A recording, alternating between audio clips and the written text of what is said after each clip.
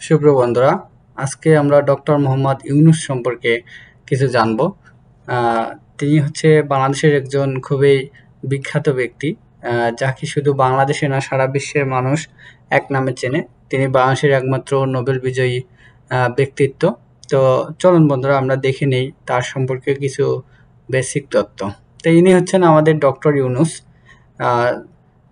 এই ডক্টর ইউনূসকে প্রধান করে বর্তমান আমাদের দেশে অন্তর্বর্তী একটি সরকার গঠন করা হচ্ছে।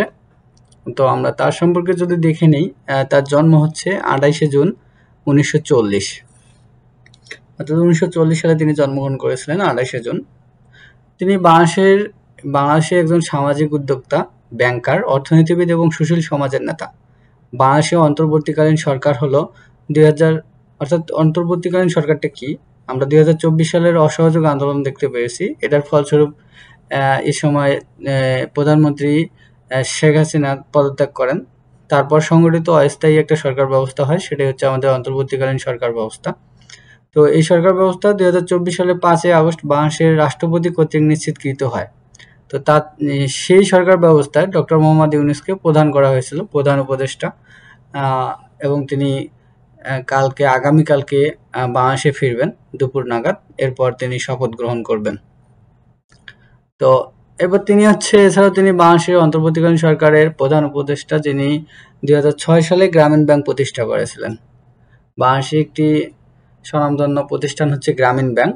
এই গ্রামীণ ব্যাংকের প্রতিষ্ঠাতা হচ্ছেন ডক্টর মোহাম্মদ ইউনূস।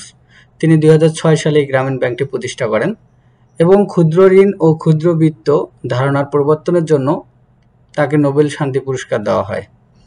তার যে নোবেল শান্তি পুরস্কার লাভের যে কারণে পায়, তিনি শান্তি প্রতিষ্ঠার জন্য এবং ক্ষুদ্র বিত্ত ধারণা প্রবর্তনের জন্য তাকে শান্তিতে পুরস্কার দেওয়া হয়েছিল। এছাড়া ডক্টর ইউনূস বেশ কয়েকটি জাতীয় এবং আন্তর্জাতিক সম্মান পেয়েছেন, যার মধ্যে রয়েছে মার্কিন যুক্তরাষ্ট্রের সম্মাননা। তিনি প্রথমে মার্কিন যুক্তরাষ্ট্রের মার্কিন পররাষ্ট্র দপ্তর থেকে ফুল ব্রাইট স্কলারশিপ পান। পরে 2009 সালে যুক্তরাষ্ট্রের প্রেসিডেন্সিয়াল মেডেল অব ফ্রিডম এবং 2010 সালে কংগ্রেসনাল গোল্ড মেডেল পান। 2020 সালে তিনি ন্যাশনাল এন্ডাউমেন্ট ফর ডেমোক্রেসি থেকে একটি চিঠিতে স্বাক্ষর করেন। 2011 সালের ফেব্রুয়ারিতে ইউনূস সাসকিয়া ব্রস্টেন, সোফি আইজেনম্যান এবং হ্যান্স রাইটজের সাথে একত্রে ইউনূস সামাজিক ব্যবসা অর্থাৎ গ্লোবাল ইনিশিয়েটিভস প্রতিষ্ঠা করেছিলেন। এছাড়া 2012 সালে তিনি স্কটল্যান্ডের গ্লাসগো ক্যালেডোনিয়ান বিশ্ববিদ্যালয়ের চ্যান্সেলর হন এবং এই পদে তিনি 2018 সাল পর্যন্ত দায়িত্ব পালন করেছিলেন। অর্থাৎ প্রায় 6 বছর তিনি গ্লাসগো ক্যালেডোনিয়ান বিশ্ববিদ্যালয়ের চ্যান্সেলর হয়ে দায়িত্ব পালন করেন। এর আগে তিনি বাংলাদেশের চট্টগ্রাম বিশ্ববিদ্যালয়ের অর্থনীতির অধ্যাপক ছিলেন। তিনি এই বিশ্ববিদ্যালয় থেকেই পড়ালেখা করেছিলেন এবং পরবর্তীতে তিনি চট্টগ্রাম বিশ্ববিদ্যালয়ের অর্থনীতি অধ্যাপক ছিলেন। ডক্টর ইউনূস 1998 থেকে 2021 সাল পর্যন্ত জাতিসংঘের কার্যক্রমকে সমর্থনকারী জনহিতকর সংস্থা ইউনাইটেড নেশনস ফাউন্ডেশনের পরিচালনা পর্ষদে দায়িত্ব পালন করেন। তো আজকে এই ছিল আমাদের ডক্টর মোহাম্মদ ইউনূস সম্পর্কে বেসিক কিছু তথ্য।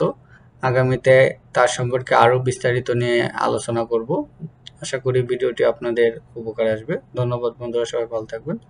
আসসালামু আলাইকুম।